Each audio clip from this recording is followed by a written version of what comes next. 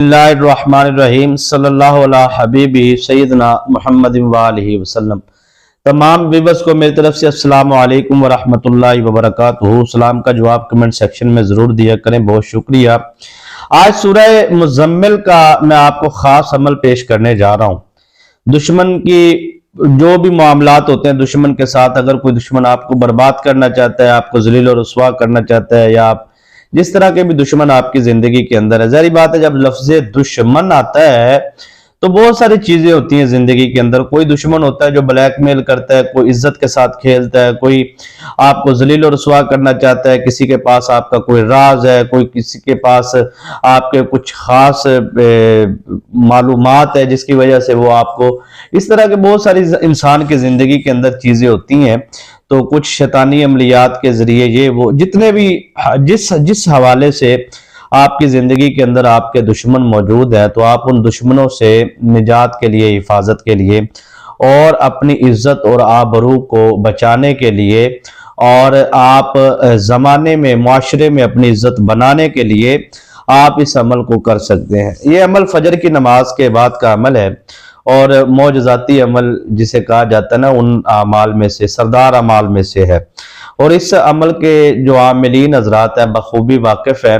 और सूरह मुज़म्मिल शरीफ के हवाले से मैं काफ़ी सारी डिटेल्स और इस मौज़ूआत के ऊपर बड़ी तफसील के साथ, इसके मौक्कलात और इसके मौक्कलात की तादाद और इसके जो समुंदर वाले मौक्कलात जो होते हैं, दरियाई मौक्कलात जो होते हैं, उसके बाद जो उनसे जिन्नात, ये सारी चीज़ें मैं तफसील के साथ, दूसरा चैनल है इस्लामिक टीचर हमदमी, वहाँ पे 15-20 मिनट की मेरी एक वीडियो है, उसके अंदर मैंने बड़ी तसल्ली से मतलब वजाहत की है।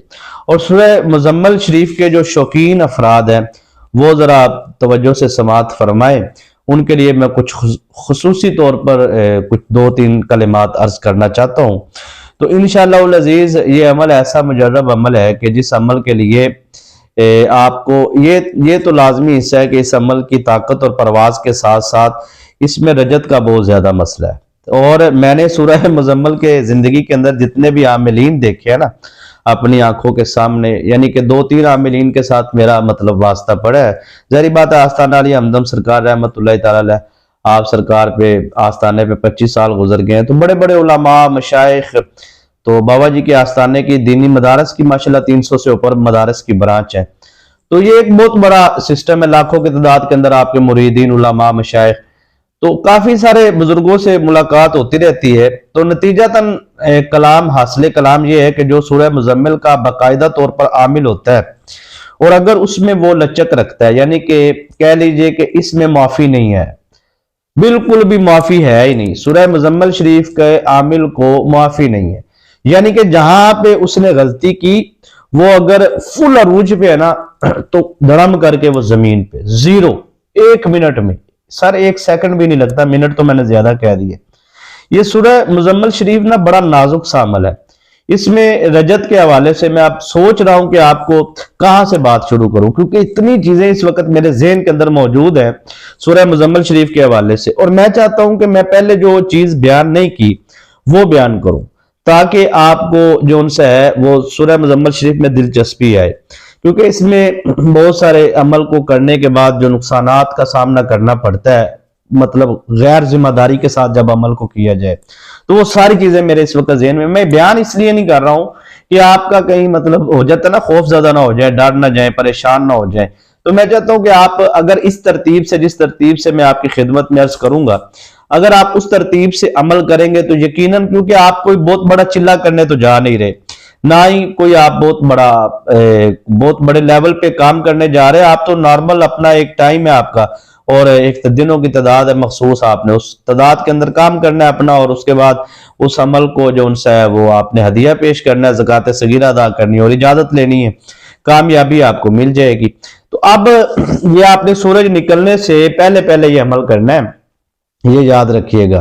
तो इंशाअल्लाह अज़ीज़ जो दुश्मन आपको खत्म करना चाहता है, ज़ेर करना चाहता है, ऐसे दुश्मनों से आपकी हिफाजत होगी। अब ये सूरह मुज़म्मिल शरीफ के जो मौक्कलात होते हैं सर, उसकी बड़ी ताकत होती है। तो जमीन के, आसमान के तहतुसरा से लेकर अर्श उला तक बहुत सारी ताकतें, परवाज़ें सूरह मुज़म्मल शरीफ। सूरह मुज़म्मल शरीफ के फ़ज़ाइल अगर बयान किए जाएं, इसके फ़वाइद अगर बयान किए जाएं, ये मोहब्बत के लिए, तस्खीर के लिए, दौलत के लिए, रिज़्क़ के लिए, कारोबार के लिए, दुश्मनों के लिए, हर किस्म के। यानी कि देखे ना, एक बंदा गाड़ी का अगर गाड़ी का काम करवाना है तो वो किसके पास जाएगा? जो गाड़ी का कारीगर है। बाइक का काम करवाना है तो बाइक के कारीगर के पास जाएगा। लेकिन कोई ऐसा कारीगर होगा जो आपको हर किस्म का कहे कि मैं जी आपका बाइक भी रिपेयर कर दूंगा, गाड़ी भी रिपेयर कर दूंगा, जहाज भी रिपेयर कर दूंगा। तो आप देखें ना, आपके जेहन में आएगा यार ये बंदा तो बड़ा कमाल का, जो गाड़ी भी रिपेयर कर देगा, जहाज भी रिपेयर कर देगा, बाइक भी, कमाल का कारीगर नहीं है? यानी कि हर फन मौला है। तो इसके मौकलात की जो ताकत और परवाज है ना, वो हर फन मौला है। यानी कि आप किसी भी मकसद के लिए, किसी भी हाजत के लिए आप इसके मौकलात से काम ले सकते हैं, लेकिन जायज मकासद के लिए।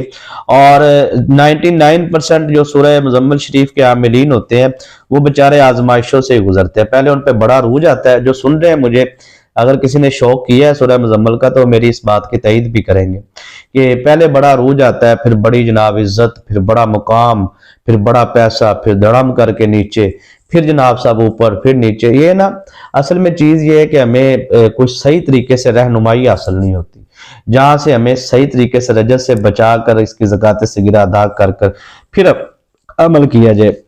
तो क्योंकि आप तो करने जा रहे हैं 3 दिन के लिए अमल, तो इसलिए आपको ज्यादा आजमाइश से गुजरना नहीं पड़ेगा और ना ही ज्यादा आपको इसके मतलब ज्यादा चीजों पर गौर करना है। बस 2-3 चीजें उन पे आपने गौर करना है, वो मैं आपको बता देता हूं।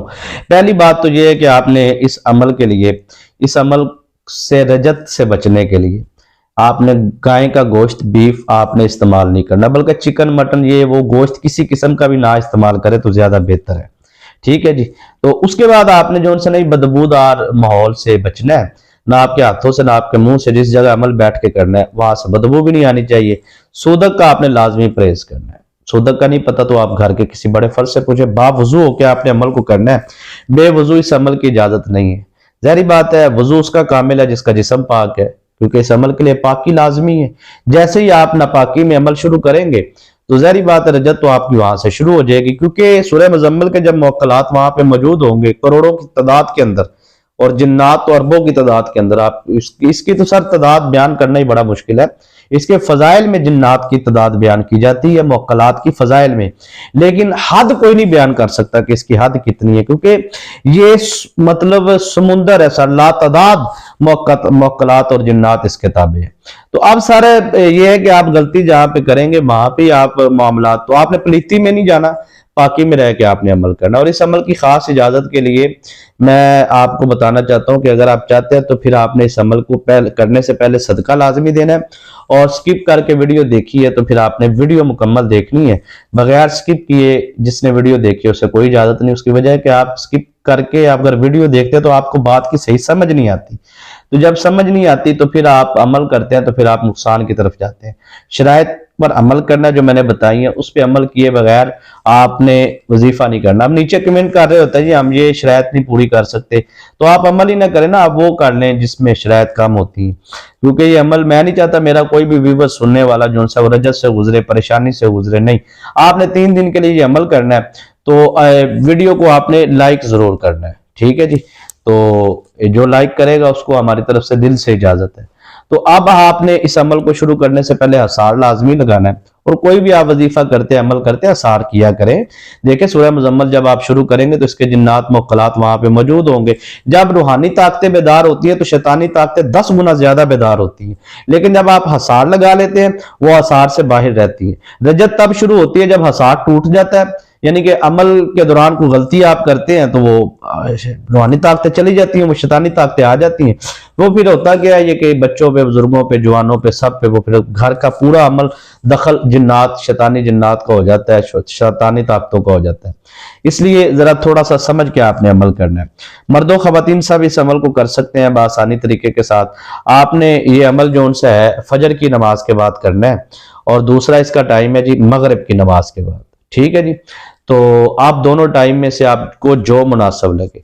फजर की नमाज के बाद अमल करना है, याद रखिएगा सूरज निकल आया तो आपने अमल नहीं करना, 3 दिन का अमल है, अगर नागा हो गया तो फिर पहले दिन से शुरू करना है। अमल के दौरान वजू टूट गया, उठना है, दोबारा वजू करना है, दोबारा से आपने अमल करना है।